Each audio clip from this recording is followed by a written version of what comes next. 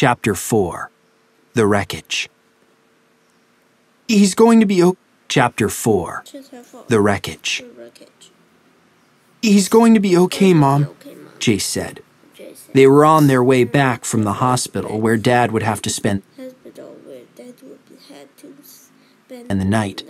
He had a broken leg and lots of bumps and bruises, but Jace was right. Dad would be okay. Mom was gripping the steering wheel so hard that her fingers were red and her knuckles were white. "You're getting rid of that toy car," she said through her teeth. "What?" Jace asked. "Why? It wasn't the car's fault." "I knew it would be trouble the minute you and your dad got back from that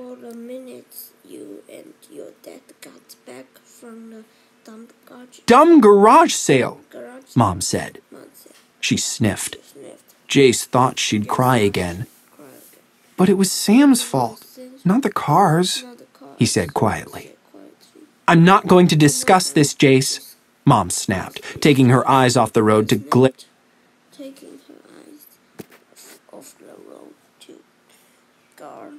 glare at her son. "The car goes today." In the back, Ruth giggled. "Car goes," she chanted. "Car goes." "Shut it, Ruth," Jace said. "Don't you talk to your sister like that," Mom said. She pulled up to the curb in front of Sam's house. The toy car was in the driveway. "Out," Mom snapped. Jace grunted and threw the door open. He barely had a chance to close it again before his mom's car sped off down Juniper Lane and drove toward their house. "There's no reason to be mad at me," Jace muttered. "You're the one who sent Dad out to donate all this stuff he bought." He stood at the bottom of Sam's driveway and looked at the bent lamp post a little way down the street. Most of the wreckage had been cleared already. Still, pieces of his dad's old sedan were still here and there, strewn all around on the lawn and the gutter. Jace walked over for a closer look. He knelt down and picked up a chunk of orange plastic, a piece of one of Dad's turn signals. Jace tossed it back onto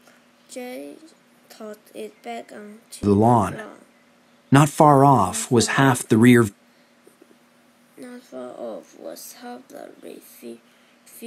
view mirror.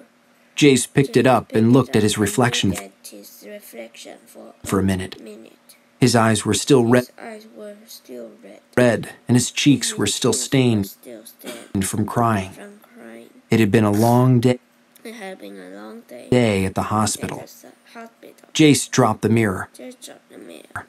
He looked down at it as it reflected the late afternoon